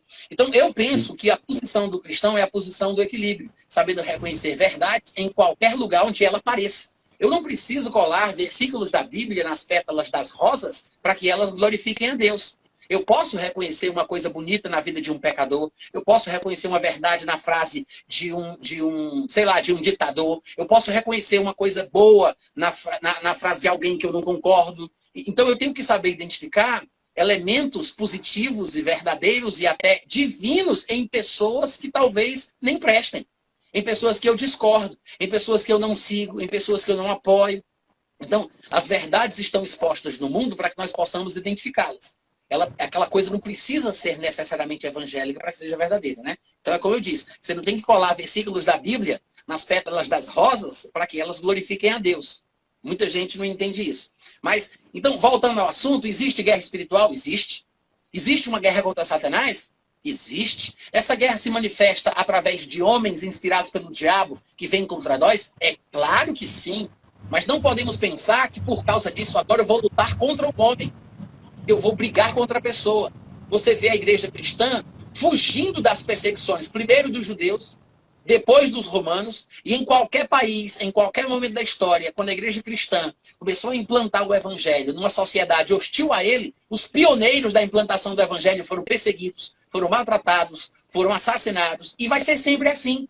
Porque quem quer viver piedosamente em Cristo Jesus sofrerá perseguição. Então, hoje um cristão ainda é perseguido, ainda é pisoteado, maltratado, assassinado, apedrejado em vários lugares do mundo. Isso não significa que vamos agora fazer a mesma coisa que o povo do mundo faz. Vamos lutar contra as pessoas só porque as pessoas estão lutando contra nós, porque a nossa guerra é espiritual. Então, eu vou pregar a palavra com foco na coisa correta, entendendo que meu objetivo não é causar uma revolução social, política, democrática, ou seja lá o que for, ainda que eu possa contribuir para isso, com a pregação das verdades do evangelho, mas eu tenho que colocar o meu foco no mundo espiritual, e eu vou transmitir a mensagem, quer pela vida, quer pela morte, né? Ou seja, vivendo ou morrendo, eu estou pregando. Foi assim que Estevão fez. Estevão foi apedrejado. Jesus também, e muitos outros mártires que pregaram a verdade, entregando a sua vida como semente da mensagem do evangelho, mas nunca perdendo as estribeiras e trocando os pés pelas mãos. A gente não pode confundir uma coisa com a outra. A gente tem que pregar o evangelho, sabendo que o nosso foco é uma luta espiritual. Então, voltando para a questão da guerra espiritual, existe sim uma luta, Satanás está contra nós, estamos lutando para que cada vez mais a nossa sociedade seja cristianizada, o mundo inteiro. Nosso objetivo é ganhar o mundo para Cristo, obviamente, mas não como ganham os muçulmanos, por cima de pau e pedra, enfiando bênção pela goela abaixo, numa espécie de conversão compulsória, ou se converte ou morre. Não, não pode ser assim. Nós não somos desse espírito, né? Jesus, uma vez, quando os discípulos deles disseram, vamos orar e fazer Deus descer fogo do céu sobre esses endemoniados. Aí Jesus disse, epa, pera lá, gente, vocês não sabem de que espírito sois. Então, somos de um espírito diferente. Nós não somos assim. Então, nós não podemos nos igualar com esse tipo de gente para tentar matar a pessoa que é influenciada pelo diabo só porque ela está me fazendo mal. A minha luta não é contra a carne e o sangue. A minha luta realmente, verdadeira, real, é contra os espíritos, contra Satanás. E aí, o que é que acontece? Pode falar. Eu queria só para poder a gente encerrar, porque já está acabando no Instagram, e a gente retomar para que você possa concluir. Pode ser? Claro, com prazer. Está faltando, se não me engano, 3 minutinhos. Se eu só encerrar aqui e a gente retorna para que você possa concluir. Tá bom. Vamos lá. Muito bom, Tiagão. Então, eu sempre digo que a Bíblia, você pode encerrar a hora que você quiser, tá? Se você acha que já deu, você pode ver, fica à vontade aí. Tá bom. Então, eu sempre digo que a Bíblia é um livro de equilíbrios. E a gente vê algumas frases que deixam isso bem claro, né? Jesus disse que nós temos que ser mansos como pombas, mas prudentes como serpentes. Paulo diria que devemos ser meninos da malícia, mas adultos do entendimento. Jesus falava que nós devemos dar a Deus o que é de Deus, a César o que é de César. Sempre, né, nem lá e nem low, nem de mais nem de menos. O equilíbrio, eu acho que o equilíbrio no Novo Testamento se salienta muito, né, chama muita atenção e é a questão mais importante. Inclusive nessa questão da nossa guerra contra Satanás. Não é porque a gente faça questão de lutar contra ele, mas primeiro porque ele é nosso adversário e ele luta contra nós. Então, eu vou fazer a minha parte na situação que eu me encontrar, né? Então, é o seguinte, eu sempre digo assim, para fazer um paralelo, né, numa questão aí de guerra, eu sou militar da reserva, eu sou do 10º Grupamento de Artilharia de campanha, lá de Fortaleza. Aliás, o 10º GAC mudou, um amigo meu me falou que parece que ele está agora no Pará. Eu sou da arma de comunicações. Para quem é militar vai entender o que eu estou falando aqui. E eu aprendi pelo regimento interno do Exército Brasileiro e através das instruções que eu tive, que todo general em guerra, ele se baseia nas informações que o serviço de inteligência ele oferece sobre o poderio de fogo do exército inimigo. Eu vou repetir. Todo general em batalha, ele se baseia nas informações que o serviço de inteligência lhe oferece sobre o poderio de fogo do exército adversário. Então, assim, nós também, se vamos lutar contra Satanás nos termos bíblicos, precisamos prestar atenção ao que o serviço de inteligência nos oferece sobre ele. E o nosso serviço de inteligência é a palavra de Deus, né? A Bíblia é o nosso serviço de inteligência, que nos dá as informações, que nos mostra qual é o seu poderio de fogo, né? Quais são as suas estratégias, como ele age e tudo mais. Então, se eu considerar o que a palavra de Deus diz, eu acredito que a gente vai tirar muita vantagem. Por exemplo, em 2 Coríntios, no capítulo 2, versículo 11, está escrito assim, para que Satanás não alcance vantagem sobre nós, pois não lhe ignoramos os seus desígnios. O que significa ignorar? Ignorar é a mesma coisa de falar que alguém é ignorante. Ignorar é não saber, é não tomar conhecimento, é ser alheio a uma determinada questão. Quando Paulo fala que não somos ignorantes aos seus desígnios, não ignoramos os seus desígnios, mostra que a gente tem que estar bem informado. Nós temos que ter conhecimento suficiente com base na palavra de Deus a respeito da natureza de Satanás, de como ele age, do que ele faz. Infelizmente, existe muito mais superstição no meio evangélico, muito mais superstição, folclore, a respeito das ações de Satanás do que coisas realmente baseadas na Bíblia. Eu vou citar poucos textos aqui para tentar colocar uma base na declaração que eu acabei de fazer, mas você vai observar, por exemplo, que Satanás, ele não é idiota, como eu falei antes, ele não é um burro completo, um ignorante que não sabe de nada, muito pelo contrário. Ele conhece certas coisas que muitos crentes não conhecem. Se você for conferir em Marcos capítulo 1, no versículo 24, a Bíblia diz que determinados espíritos imundos se dirigiram a Jesus dizendo o seguinte: o que é que nós temos contigo, Jesus Nazareno? Viestes para perder-nos, para destruir-nos? Bem sei quem és. Tu és o Santo de Deus. Olha que loucura. Já viu um demônio dizendo um negócio desse? Eu sei quem tu és, manto de terra.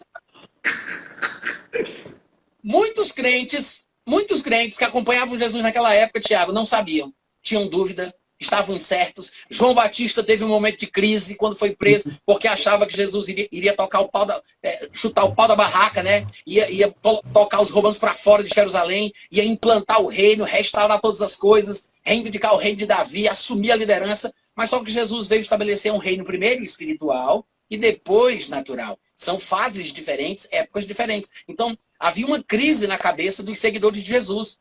Num determinado momento, quando Jesus falou uma coisa assim muito forte doutrinariamente, porque para o judeu é um absurdo você comer sangue. Seja uma galinha, qualquer comida, com sangue já é um absurdo. Imagina chupar o sangue de um ser humano.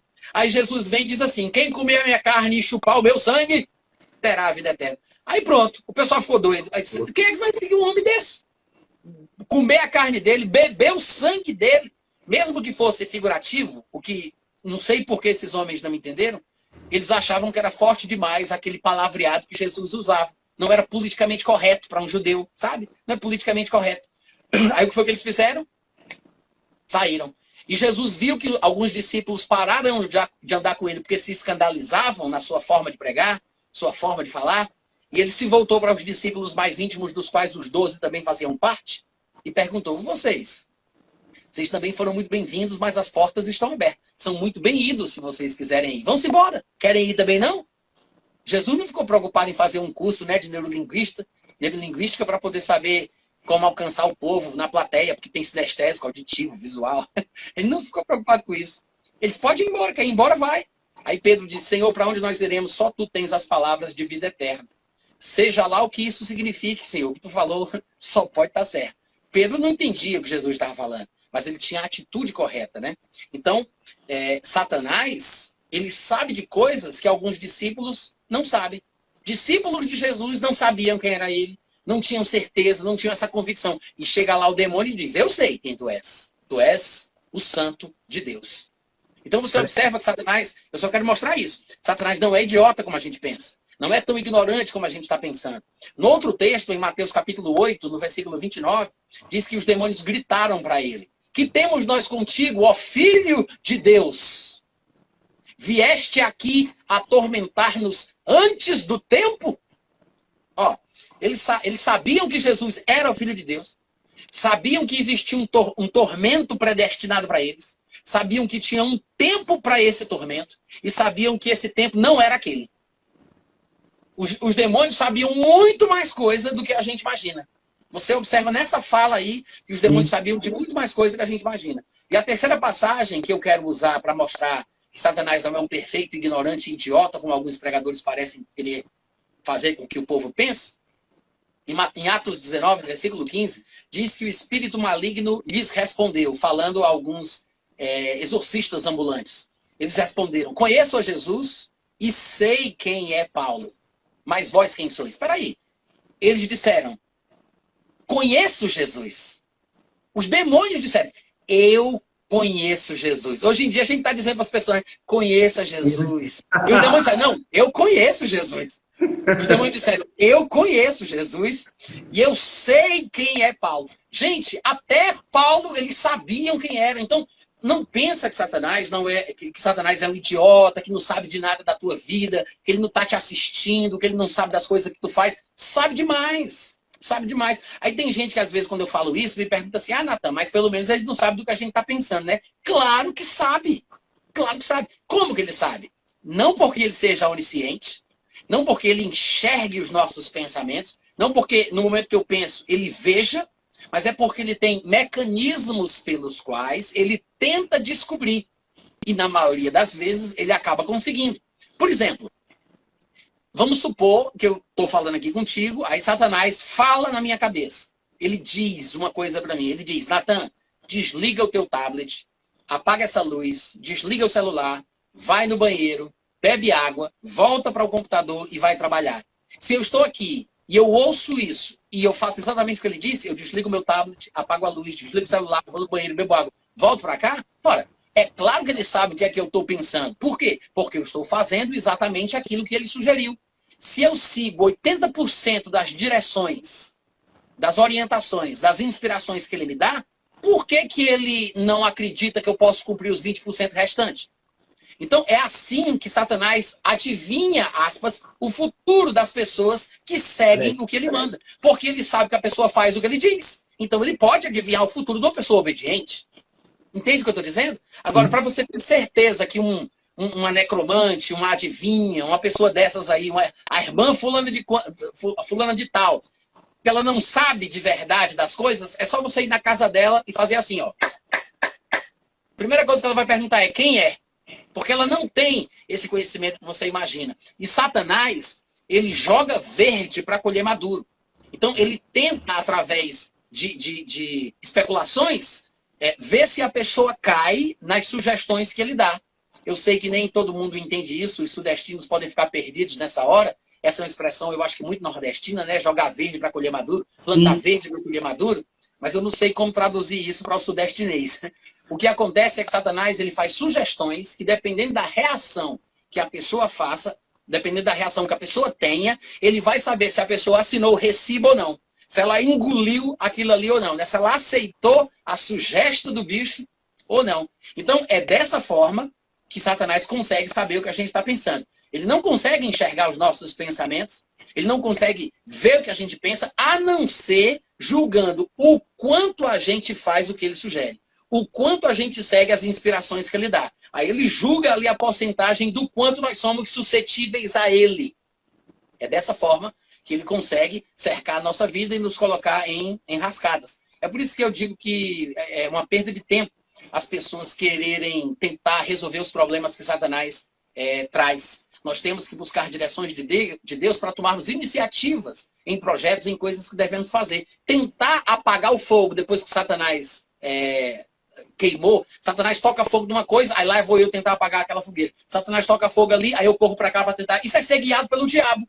Né? Os problemas que Satanás levanta, eu fico gastando a minha vida em prol deles, tentando falar sobre eles, tentando resolvê-los. Eu fico tentando resolver os problemas que Satanás causa. Eu estou sendo mais orientado pelo diabo do que pelo Espírito Santo. Então, não importa o que ele faça, eu não vou dar atenção a coisas que são inspiradas por ele. Eu vou dar atenção ao que a palavra diz, eu vou dar atenção a coisas que são mais importantes, a coisas que são mais relevantes, que são coisas de Deus, que é uma forma de não ser guiado ou orientado por Satanás, né? Então, o que a gente tem que fazer em relação às investidas de Satanás? Porque ele sempre está investindo contra nós. E há versículos que mostram isso claramente. Um bem famoso é 1 Pedro, capítulo 5, versículo 8 e 9. Pedro diz assim, sede sóbrios, sede vigilantes. Por quê? Ora, porque o diabo, que é o vosso adversário, então veja, se ele é meu inimigo, então obviamente eu me constituo inimigo dele. Não por iniciativa minha, mas porque ele é meu inimigo, é meu adversário e vem contra mim. O diabo, que é o vosso adversário, anda ao redor, ou derredor, são termos sinônimos, anda ao redor como um leão que ruge, procurando alguém. Eu gosto da versão que diz alguém a quem possa tragar. A minha versão diz assim, procurando alguém para devorar. Ou seja, ele tem que procurar alguém, porque ele não pode pegar qualquer um que ele quer. Tem quem ele pode e tem quem ele não pode. É por isso que eu gosto da versão que diz que ele anda ao redor procurando alguém a quem possa. E tem uns que ele pode, mas tem uns que ele não pode. Então ele tem que procurar a quem ele pode tragar. Então veja que Satanás não pode tudo. Ele precisa que a pessoa dê lugar para ele. É mais ou menos como contam as lendas dos vampiros, né? Que você tem que convidar a pessoa para entrar na sua casa. O vampiro não pode entrar na casa da pessoa. Você tem que convidar a pessoa para entrar. Pô, tá aí o bicho. É igualzinho. Você tem que dar lugar para ele. Paulo disse, não deis lugar ao diabo. Então, se você não der lugar, ele não tem. Mas quando você dá lugar, ele tem lugar. Então, o que é que ele faz? O papel dele é andar procurando alguém a quem ele possa tragar. Então, ele não pode com todo mundo, mas tem alguns que talvez ele encontre a quem ele possa. Então, é isso que a Bíblia ensina. Sejam sóbrios, sejam vigilantes, porque o diabo, vosso adversário, anda ao derredor, procurando alguém a quem possa tragar. Aí ele fala, ao qual resistis, firmes na fé. Olha o que é que você tem que fazer contra as investidas de Satanás. Resistir firme na fé. 3 palavras importantes. Resistir firme, sem titubear, na fé. Então, isso mostra que essa nossa resistência está intimamente ligada com o nosso conhecimento da palavra de Deus. Eu não posso fazer uma resistência eficaz se eu não conheço a Bíblia. Eu não posso fazer uma resistência como Deus quer, de uma forma que me dê o êxito necessário, se eu não tiver conhecimento realmente das Escrituras, da palavra de Deus. Porque se é para resistir na fé, e a fé vem pelo conhecer a palavra de Deus, como é que eu posso resistir na fé se eu não conheço a palavra? Resistir. Fé não é gemer, ranger os dentes, como quem está botando força para soltar um ovo, não. Isso não é fé. Tem gente que pensa que ter fé é isso, né? É como se fosse ter força para botar um ovo. Isso não é fé. Fé é conhecimento adquirido pela palavra. Fé é conhecimento espiritual adquirido pela palavra. É conhecimento no espírito, é conhecimento no coração. Claro que passa pela nossa mente, passa pela leitura da Bíblia, porque a nossa mente é a porta do nosso coração. Eu preciso entender o idioma do pregador para que aquilo me abençoe. Eu preciso saber ler para que aquelas palavras façam sentido no meu espírito. A mente é a porta do coração, mas é quando chega no coração, porque é com o coração que se crê para a justiça, que a coisa vai funcionar. Jesus disse, se alguém disser a este monte, ergue-te e lança-te no mar e não duvidar, no coração. Jesus não se preocupa se existem dúvidas na cabeça, nas emoções, nos sentimentos. Ele não se preocupa com isso. Ele diz, eu só quero que não haja dúvida no coração. Para alguns de nós, leva mais tempo conseguir uma firmeza de fé no coração sem dúvidas do que outros. Por causa da nossa formação, da nossa história, dos livros que lemos, dos pregadores que ouvimos, que mais atrapalham do que ajudam, por causa da igreja que fazemos parte, das denominações, das ideologias, das filosofias e desse blá blá blá todo que está solto por aí no mundo. Então, para alguns é mais difícil alcançar essa posição de fé no coração do que para outros. Mas o fato é que quando nós cremos no coração, aí sim, a coisa vai acontecer. Então, nós resistimos ao diabo firmes na fé. E eu acho interessante que ele tenha dito isso, resistir firme na fé, porque essa expressão ela vai se repetir pelo menos em 3 lugares aqui na Bíblia que eu separei, para mostrar como é que é o nosso embate com o diabo. Olha que coisa interessante. Tiago 4,7 diz assim, sujeitai-vos, pois, a Deus, mas resisti ao diabo, e ele fugirá de vós. Veja que ele está falando basicamente da mesma coisa que Pedro falou. Porque o diabo, como um leão, anda ao redor procurando alguém a quem possa tragar, ao qual devemos resistir firmes na fé. Aí é que ele fala, sujeitem-se a Deus e resistam ao diabo, e ele fugirá de vós. Então como é que eu coloco o diabo para correr?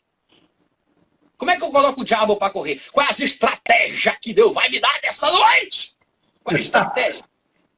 Veja que é simples, ao mesmo tempo tem a sua complexidade, mas não é como as pessoas estão ensinando. Não é nesse estardalhaço todo que as pessoas estão parecendo fazer entender. Eu fico vendo, rapaz, o pessoal falando de guerra espiritual e o pessoal fica preso num misticismo evangélico, sabe, Tiago, que me dá pena. As pessoas ficam presas lendo livros que falam sobre este mundo tenebroso, supostamente aprendendo com ex-magos, ex-bruxos, ex-feiticeiros que vieram ensinar que ele veio para libertar os cativos, né, que ficam ensinando coisas que são mais confusas do que realmente o que a palavra de Deus diz. E pessoas perdem a sua vida nessas distrações folclóricas que, na verdade, deixam os crentes que se metem com isso mais assustados do que realmente em fé. Eles vivem uma vida tensa, uma vida paranoica, uma vida preocupada, não conseguem dormir direito, inventam a teoria da retaliação, porque esse tipo de pregador diz assim, se você for lutar contra o diabo, meu irmão, se prepare porque vai ter retaliação. Ou seja, Satanás vai reagir por causa das suas ações e vai matar o teu filho, vai matar tua mãe, vai acabar com a tua casa, você vai à falência, vai destruir tua vida. Por quê? É retaliação do diabo. Esse tipo de ensinamento, esse tipo de teoria, esse tipo de pregação faz mais mal do que bem. É essa guerra espiritual que eu acho nociva. Esse exagero, sabe? Esse extremismo. Tem um livro que fala sobre guerra espiritual que é a coisa mais maravilhosa que eu já vi nesse mundo. Esse é o livro que eu vou recomendar aqui para vocês. O nome do livro é A Mensagem que Opera. A Mensagem que Opera. O próprio título já é autoexplicativo. Ele está dizendo que o que vai surtir efeito na nossa nação, no país, no Brasil, na nossa cidade, no nosso estado, na nossa região, é a transmissão da palavra. Porque essa mensagem realmente opera, ela é eficaz. É com ela que o mundo de antigamente foi transformado, foi com ela que os apóstolos transtornaram o mundo, foi com ela que Jesus Cristo espalhou a palavra, pregando, ensinando, ministrando. É assim que a gente deve fazer. Então, esse livro de T.L. Osborne, da editora Graça Editorial, chamado A Mensagem que Opera, é o melhor livro que você vai ler sobre guerra espiritual. Ah, Nathan, mas e o livro de fulano de tal? E o livro de fulano de tal? E o que é que você acha? Esqueça. Esqueça tudo isso que você está aí. Eu sei o que você está pensando. Quais são os livros que você está procurando, os canais da internet que você vai atrás. Eu sei como é que é. Faça o que eu estou lhe dizendo. Esqueça isso. Eu estou falando para o povo que quer realmente entender e quer crescer no conhecimento da verdadeira guerra espiritual. Eu não estou falando para quem está ouvindo. Porque tem gente que está ouvindo aqui e está aqui só para criticar e para tentar trabalhar. Eu sei disso, né? Tem os haters que são fiéis. Mas o que eu quero dizer é o seguinte: quer ser abençoado? Quer crescer no conhecimento da palavra? Procura o livro A Mensagem que Opera, do pregador Tom Lee Osborne, T.L. Osborne, da Graça Editorial. Esse é o único livro que você vai precisar ler sobre guerra espiritual na sua vida. E se você quiser complementar, depois você pode ler o livro A Igreja Triunfante, do irmão Kenneth Hagin, que inclusive eu participei do trabalho de tradução desse livro para o português. Legal. Ele é publicado pela Rema Brasil Publicações. Tá? Excelente o livro. São livros relativamente grossos, mas vale muito a pena. Os dois. Principalmente o de T.L. Osborne, A Mensagem que Opera. Tá? Agora, então, o que é que nós estamos aprendendo aqui? Que nós resistimos. Essa é a nossa luta. Resistimos. Eu sei que os dois versículos que eu li, de 1 Pedro 5, 8 e 9 e Tiago 4 e 7, não deixaram muito clara a questão da luta, embora tenha ficado implícito. Ficou implícito. Mas o terceiro texto que eu quero ler que mostra isso, fala claramente sobre guerra, sobre luta, que é o texto de Efésios, capítulo 6, versículo 13. Todo mundo lembra que esse é o texto áureo das conferências de batalha espiritual. É o texto, se você já teve a sorte, ou sei lá o quê, a oportunidade de participar de uma conferência de guerra espiritual, né? E eu digo assim, uma dessas loucas que tem por aí afora, esse texto é um texto muito importante. Existem outras passagens mais romantizadas do Antigo Testamento também, mas esse texto de Efésios é um texto-chave.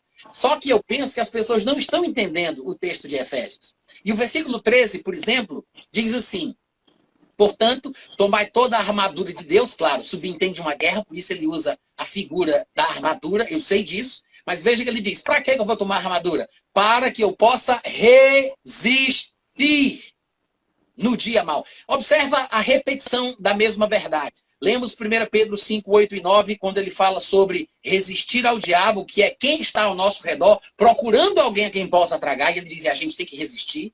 Depois nós vimos Tiago 4, 7, que diz que nós devemos nos sujeitar a Deus e resistir ao diabo, porque é assim, pela resistência, que a gente bota ele para correr. E agora, ao falar claramente sobre a nossa luta, que não é contra seres humanos e sim contra seres espirituais, Paulo vem e diz assim: para que possais resistir. Coloca a armadura aí, meu filho. Para quê? Coloca a armadura aí, meu filho. Vamos para a guerra. Qual é a guerra? Resistir. Para que possais resistir no dia mau. E depois de terdes vencido tudo, permanecer inabaláveis. Se o povo, Tiago, se o povo entendesse só esse versículo 13 aqui, de Efésios capítulo 6, já acabava meio mundo de seminário de guerra e de batalha espiritual que tem por aí. O pessoal já parava de ler um monte de porcaria que eles estão comprando nas livrarias evangélicas para aprender sobre o submundo, o mundo da magia, a magia negra, a cabala, a feitiçaria, a bruxaria e essas besteiradas todas que crente está perdendo tempo com isso. Já eliminava. Porque o versículo 13, ele diz o seguinte: você toma a armadura de Deus para fazer uma coisa. Não é para lutar, não, é para lutar. Porque a nossa luta, ele vai dizer depois, a nossa luta é contra seres espirituais. Mas como é a luta? Ele diz: para que possais resistir. A palavra resistência, ou resistir, ela subentende uma força que ataca, ao passo que os resistentes ficam firmes. Então, as investidas, as tentativas, as estratégias, as artimanhas, as ciladas, são principalmente desenvolvidas por Satanás. Nós que somos cristãos não precisamos buscar estratégia, orando para buscar estratégia para vencer o diabo numa área ou na outra. A nossa estratégia é clara, é com base na palavra, é conhecendo a Deus e gastando tempo com Ele. Né? É assim que a gente expulsa os demônios. Essa é a nossa estratégia. Ficar com Jesus, pregar a palavra e expulsar o demônio. Quando os bichos se manifestar, quando eles aparecerem. É ficar com Jesus, pregar a palavra e expulsar o demônio.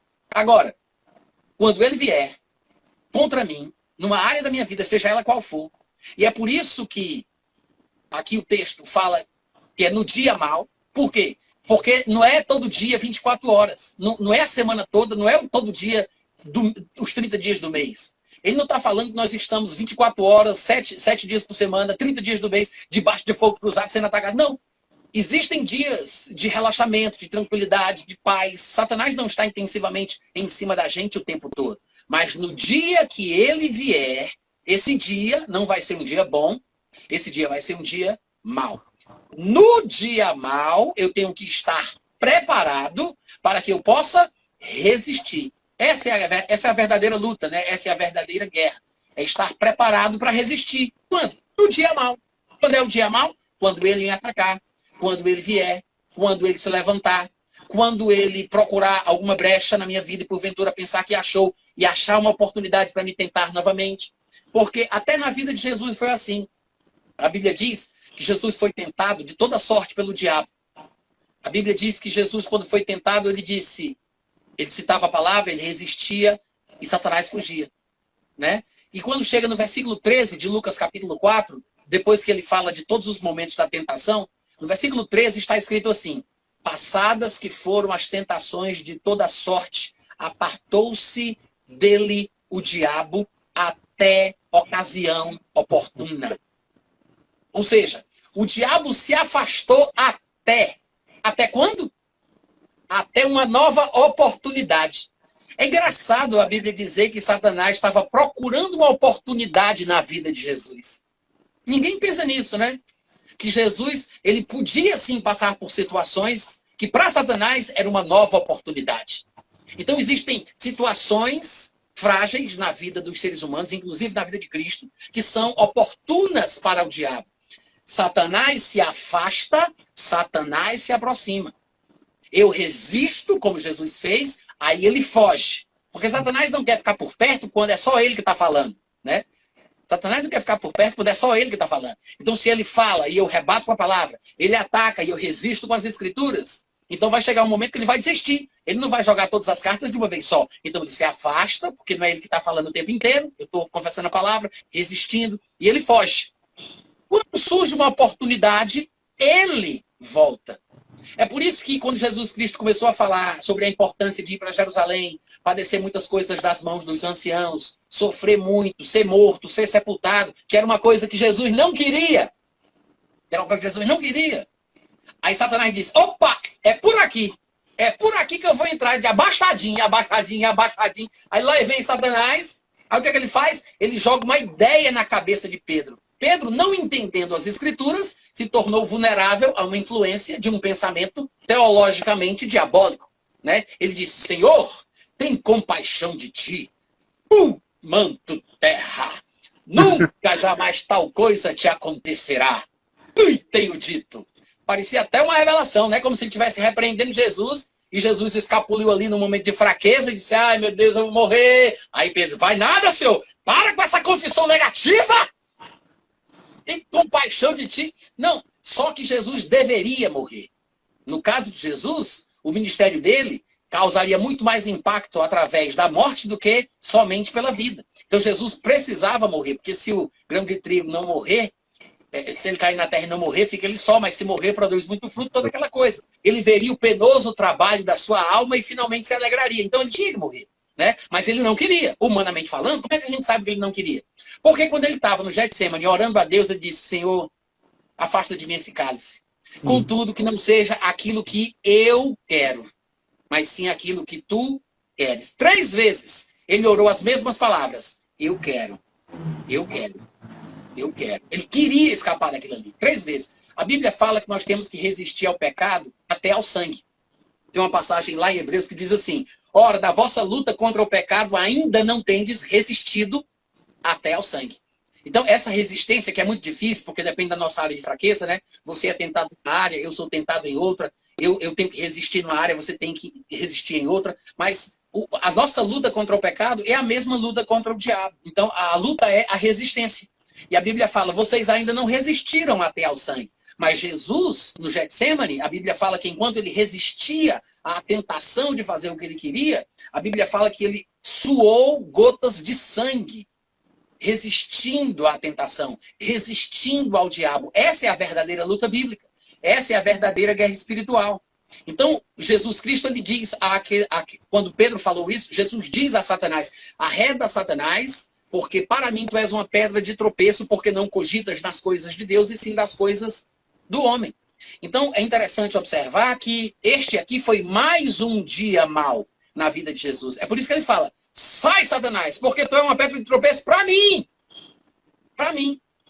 Não era uma pedra de tropeço para os discípulos que estavam ouvindo Satanás falar aquilo pela boca de Pedro. Não era uma pedra de tropeço para Pedro, que estava naquele momento falando uma coisa diabólica, né? Na verdade, era uma pedra de tropeço para Jesus. Por quê? Porque era para Jesus que fazia mal. Era para Jesus que aquela ideia era um problema. Querer fugir, não querer morrer, não passar por isso. Isso era uma tentação para Jesus. Era uma pedra de tropeço para Jesus. Isso aqui, uma investida do diabo. Veja, Satanás se apartou de Jesus nas tentações registradas lá em Lucas 4, até ocasião oportuna, até uma próxima oportunidade. Aí ele viu uma oportunidade aqui, ele viu a chance, aí ele volta novamente. E que dia é esse? É o dia mau. Esse é o dia mau. É o dia da resistência, é o dia da vontade, é o dia do desejo, é o dia que dá vontade de ceder. É o dia mau, né? É o dia quando vem, quando aflora. Então, essa é a verdadeira luta espiritual, e é por isso que nós devemos resistir na fé, né? Para que nós possamos colocar o diabo para correr. E eu não sei quanto tempo a gente tem, mas depois, quanto tempo a gente tem aí, Tiago? Olha aí em cima. O tempo já foi, mas... Não, toca aí em cima, onde tem a palavra ao vivo do Instagram.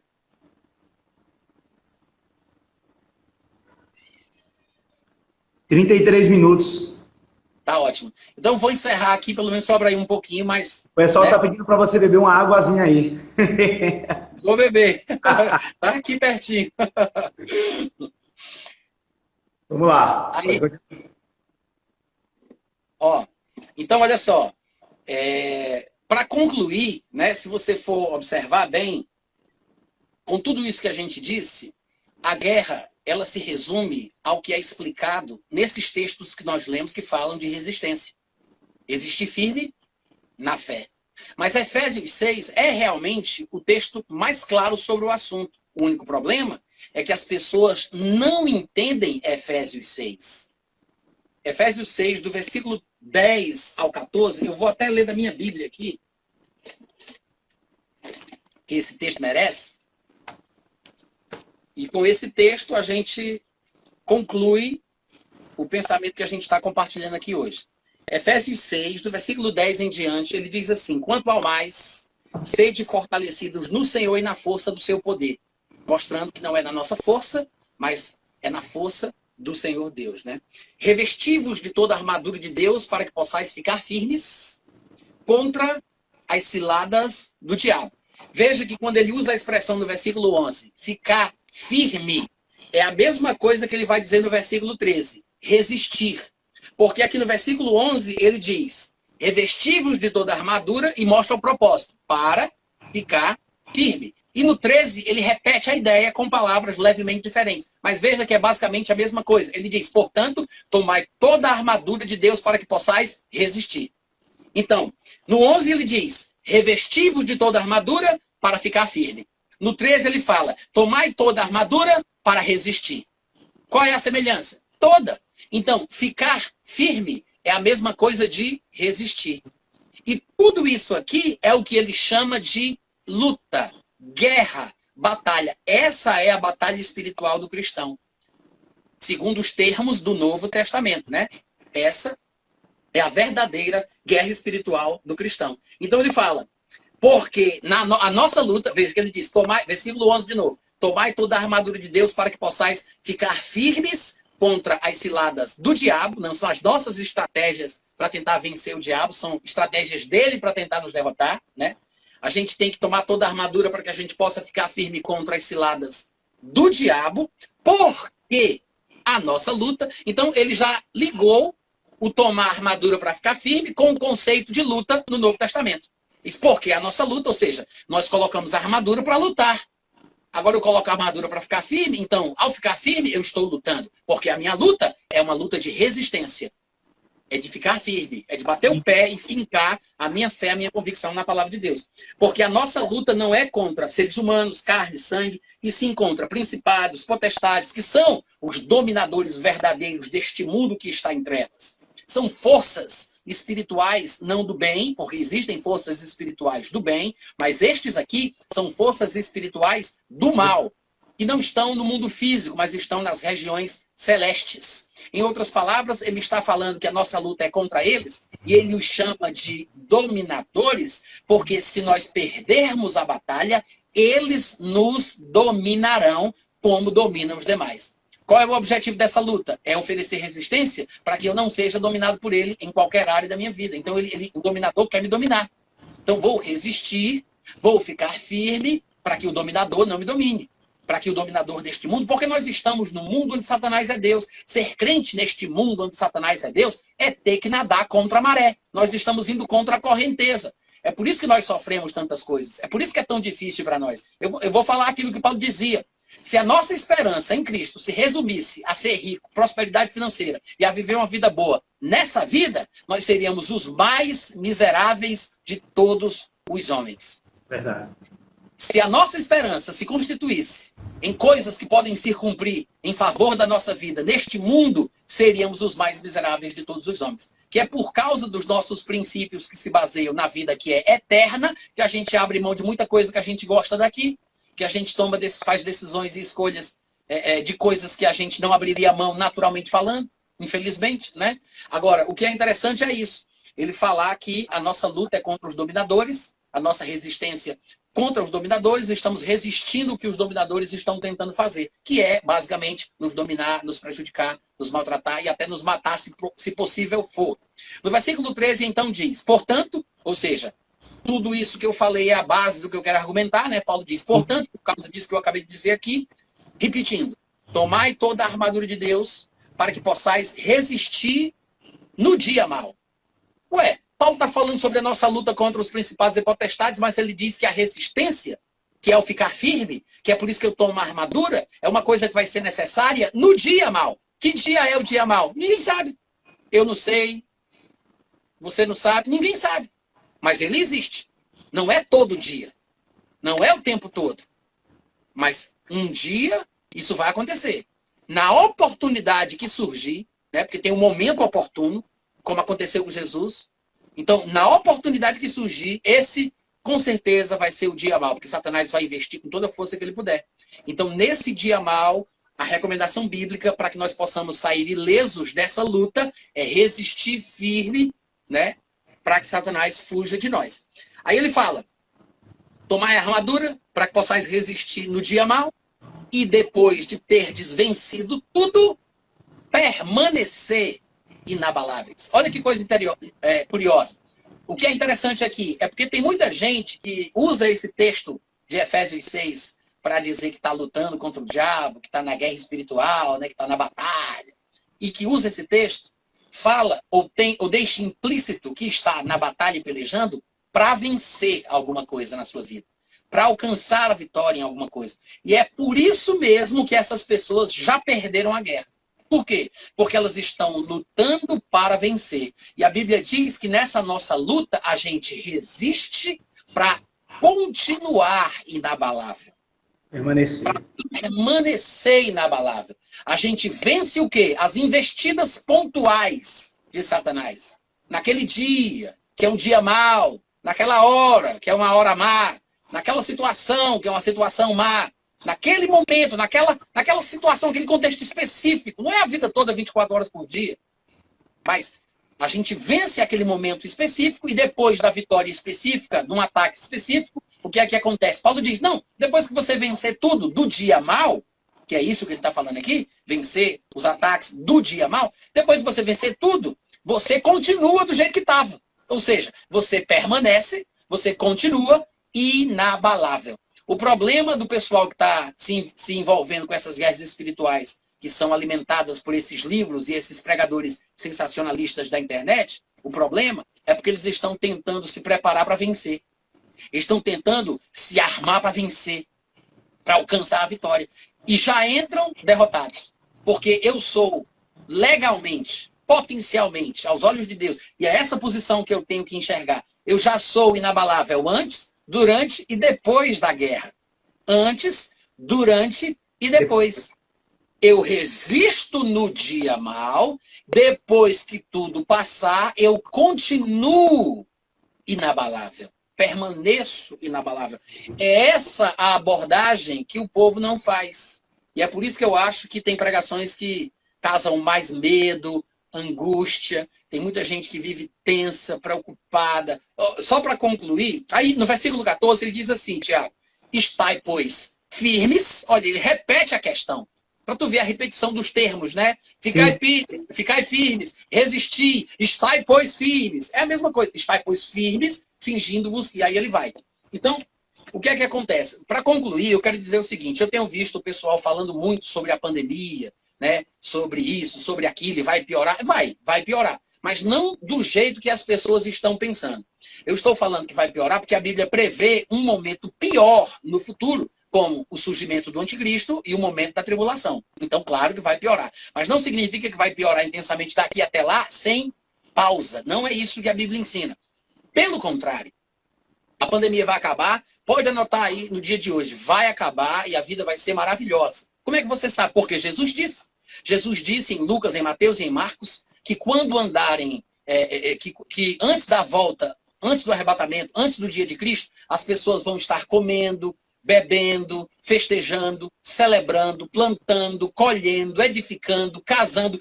Tudo vai voltar ao normal e as pessoas vão ter relativa paz na sociedade a ponto de terem uma vida normal como essa, onde elas plantam, colhem, trabalham, edificam, casam, noivam. Tudo vai voltar ao normal e as pessoas vão se esquecer da pandemia. Nesse momento, a Bíblia diz, nesse momento, um será tirado e o outro será deixado, que é justamente uma referência implícita ao que depois nós descobrimos nos ensinos de Paulo, que é o que nós chamamos de arrebatamento. Uns serão arrebatados e outros não. Porque quando Jesus usa isso como exemplo, ele diz que nos dias do Filho do Homem será como nos dias de Noé. Ou seja, antes dos dias do dilúvio, o dilúvio é a tribulação. Antes dos dias do dilúvio é antes da tribulação. Então, nós estamos antes da tribulação, mas estamos ainda mais para trás. Porque quando chegar mais perto da tribulação, as coisas vão estar bem, a ponto de todo mundo comer, beber, celebrar, ir para os restaurantes, festejar, casar, tudo vai voltar ao normal. Antes do dilúvio, comiam, casavam, bebiam. Jesus disse, vai ser igual como foi no dia de Noé. Antes dos dias da tribulação, antes do dilúvio. Então tem os dias anteriores ao dilúvio, tem os dias do dilúvio e tem os dias posteriores ao dilúvio. Muita gente não está conseguindo entender isso. A igreja pode ser comparada com Noé, no caso da história dos dias de Noé. Por quê? Porque Noé foi avisado, Noé sabia que seria retirado antes do derramamento do juízo, e Noé sabia mais ou menos o tempo, porque dependia do término do seu trabalho. Ele tinha que concluir uma obra, ele tinha que cumprir o seu papel. Quando ele terminasse a sua obra, aí ele poderia entrar na arca e viria o juízo. Da mesma forma, nos dias de Ló, teve os dias anteriores ao juízo que veio sobre a cidade de Sodoma e Gomorra, teve os dias do juízo e teve os dias posteriores ao juízo. Então, antes dos dias do juízo, comiam, bebiam, como Jesus explica muito bem lá no Evangelho.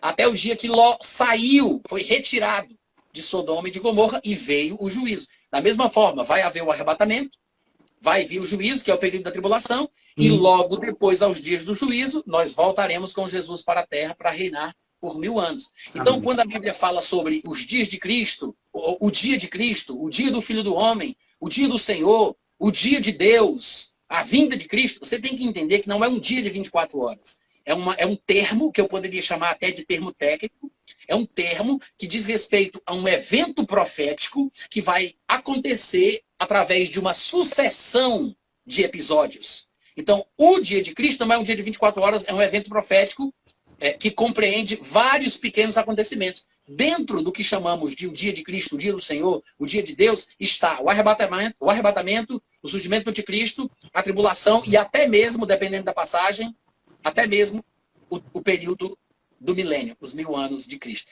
É isso aí, Tiagão. Obrigado pelo prazer aqui de estar aqui, viu? Foi muito bom.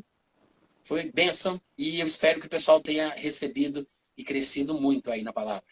Eu acho que deu para poder alimentar muita gente aí. Foi um bom alimento nessa noite. Deu para poder tirar a dúvida de muitas pessoas. Foi um seminário, na verdade, a respeito de batalha espiritual.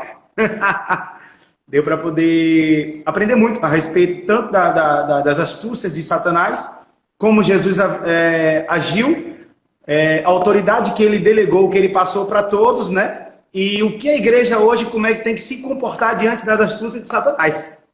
Então, deu para poder entender bastante.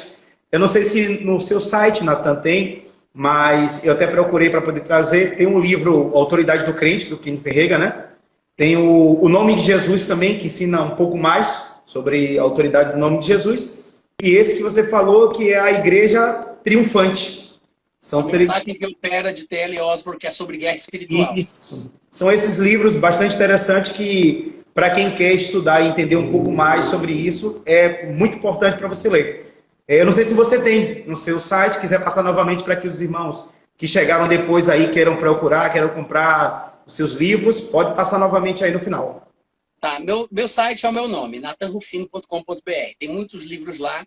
Não tem esses especificamente aí que o Thiago falou, mas se alguém tiver interesse, é só me mandar uma mensagem que eu coloco esses livros lá também. Vou tentar me organizar e colocar esses títulos aí, tá? Essa semana eu vou ver se eu faço isso. Além deles, tem os meus livros também, que quase todos são basicamente sobre fé, né? Tem esse Crer em Deus e Vejo Invisível, que não era essa versão que eu queria mostrar. Cadê os livros? Onde é que eu coloquei? Ah, tá aqui. Tá aqui. Tem esse aqui, Crer em Deus e Vejo Invisível, que fala sobre a participação humana para a manifestação do milagre. É muito bom. Tem esse aqui, A Força Divina da Fé. Que é muito bom também, porque é sobre fé, é sobre a constituição humana e como Deus determinou que o homem pudesse exercer fé sobre a situação que lhe cerca, tá? E tem outros livros lá também, gente. O pessoal está perguntando aí se eu vou colocar essa live em algum outro lugar. Provavelmente eu vou baixar aí do perfil do Thiago. Thiago, você só precisa salvar ela no IG, né? Ou salvar ela aí para a gente não perder. Aí eu vou baixar ela e vou colocar lá no meu site, ou vou colocar no YouTube, tá, gente? E eu mando lá para o pessoal que está no meu canal e no meu grupo do Telegram também. Se Deus quiser, vai dar tudo certo. Vou tentar fazer essa edição ainda hoje à noite, se possível. Ok. Então, Natan, brigadão mesmo, foi muito bom, foi uma honra ser alimentado, aprender mais da palavra, compartilhar com todos que estão nos assistindo. Depois eu queria ver com você, a gente pode ver depois uma possibilidade de fazer um seminário sobre escatologia a respeito do que se vai acontecer dentro do arrebatamento até o grande trono branco e a nova Jerusalém que descerá do céu. Então podemos marcar um outro dia, eu acredito que vai edificar muitas pessoas. Foi muito edificante, muito bom mesmo. Muito obrigado. Amém. O pastor Marcos Freitas também participou aí com a gente, se conhece ele, fez um seminário aqui em Lauro de Freitas, ele participou também, a gente bateu um papo muito legal, e mandando um abração para ele também, para todos. Natan, muito obrigado a todos que nos assistiram aí, e continue sendo abençoado pela prática da palavra, né? Amém. Tem pregação sim sobre isso lá no meu site, viu, gente? Procura lá no site, no aplicativo, no podcast, no meu grupo lá do Telegram, tá em todo canto. Vai procurando o que você acha, tá? Muito material. Qualquer coisa fala comigo, eu só respondo no Telegram, tá? E lá eu posso te indicar onde é que estão as mensagens. Obrigadão, Thiago. Um abraço, viu? Amém. Obrigadão. Tchau, tchau. Salva a live aí, tá? Estamos salvando agora. Tá bom, obrigado. Tchau. Tchau.